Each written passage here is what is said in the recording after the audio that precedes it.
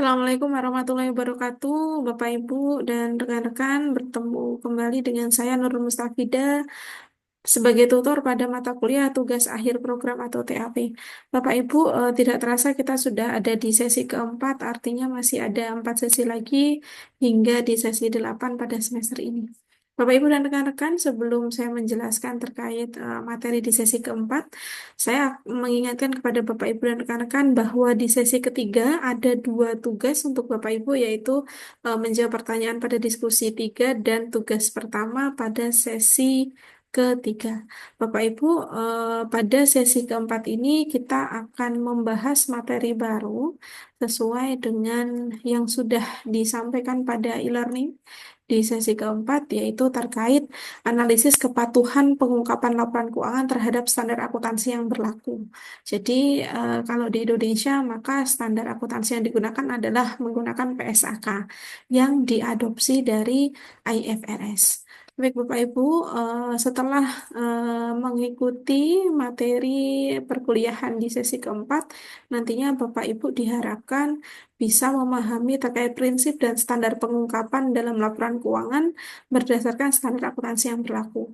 Kemudian menganalisis apakah bagaimana sih tingkat kepatuhan pengungkapan laporan keuangan terhadap standar yang ditetapkan. Apakah di Indonesia itu semua perusahaan sudah patuh dalam penggunaan standar yang ditetapkan oleh DSAK.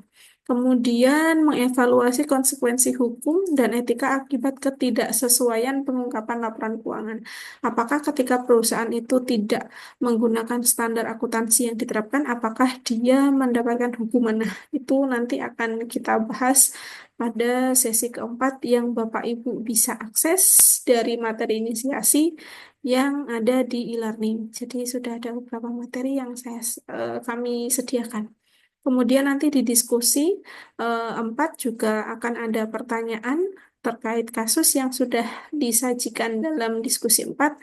Mohon nanti Bapak Ibu bisa mengerjakan diskusi tersebut.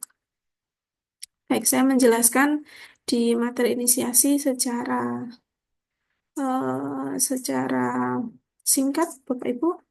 Jadi sebetulnya bagaimana sih laporan keuangan itu diungkapkan berdasarkan standar akuntansi dan bagaimana tingkat kepatuhan para perusahaan dalam menggunakan standar akuntansi dan implikasinya. Nah, dalam melaporkan laporan keuangan, perusahaan ini harus mengungkapkan seluruh informasi keuangannya berdasarkan prinsip-prinsip kualitatif atau penyajian kualitatif yang sudah disampaikan sebetulnya di Bapak Ibu pada saat belajar di AKM atau akuntansi keuangan menengah ataupun intermediate. Jadi, pengungkapan itu sebetulnya sifatnya adalah sukarela. Jadi sukarela dengan dasar dari standar akuntansi. Kemudian atau disebut dengan voluntary disclosure. Nah, karena dia sukarela, maka nanti sebetulnya pengungkapan itu tujuannya untuk apa sih? Maka tujuan yang utama sebetulnya adalah transparansi. Transparansi bisnis dari perusahaan tersebut. Nah, kemudian dalam penyajian laporan keuangan, ini perusahaan ini harus lengkap. Jadi seluruh informasi yang dibutuhkan dalam laporan keuangan harus lengkap, akurat, dan dapat dipahami oleh pemangku kepentingan. Nah, untuk dapat mudah dipahami, maka perusahaan ini harus menggunakan standar akuntansi yang berlaku, sehingga informasi yang diperoleh oleh pengguna itu akan sama dengan standar yang memang ditentukan oleh pemerintah atau DSAK. Nah, DSAK sendiri membuat PSAK dengan standar atau adopsi dari IFRS. Kemudian ada beberapa komponen-komponen dari standar yang memang sudah mengadopsi seluruhnya dari IFRS. Jadi nanti Bapak Ibu bisa mengecek sendiri pada materi inisiasi. Kemudian bagaimana kepatuhannya begitu ya? Apakah perusahaan ini patuh dalam menggunakan standar akuntansi? Tapi secara teoritis Bapak Ibu bahwa karena tujuan tata kelola dan transparansi, maka seharusnya perusahaan dalam melaporkan keuangan itu harus patuh pada standar akuntansi yang berlaku. Kemudian secara analisis ya, analisis kepatuhan. Nah, analisis kepatuhan ini bisa menggunakan analisis kualitatif dan analisis kuantitatif. Nah, analisis kualitatif ini dengan memeriksa apakah laporan keuangan ini menyertakan semua pengungkapan yang diwajibkan oleh standar. Nah, kalau secara kuantitatif maka nanti menggunakan checklist standar mana yang diungkapkan. Kemudian konsekuensi hukum.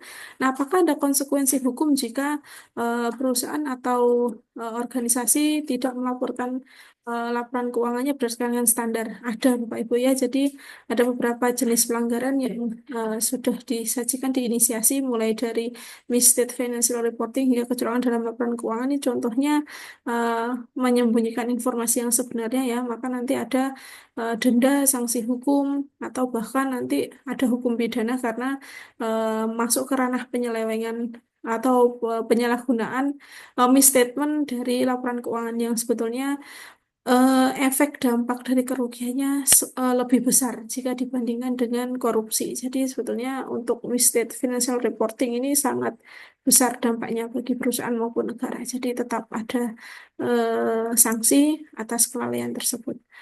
Kemudian implikasinya, kalau secara etika, maka prinsip-prinsip etika yang ditekankan dalam pelaporan keuangan adalah transparansi, kejujuran, akuntabilitas, dan kepatuhan akan regulasi. Nah, ini jika dikaitkan dengan etika bisnis. Baik, Bapak Ibu, di sesi keempat ini, Bapak Ibu, jika ada pertanyaan, mohon bisa langsung menanyakan lewat e-learning atau email yang sudah tertera dalam setiap sesi. Sampai jumpa lagi di sesi kelima. Selamat berjumpa lagi, Bapak Ibu. Wassalamualaikum warahmatullahi wabarakatuh.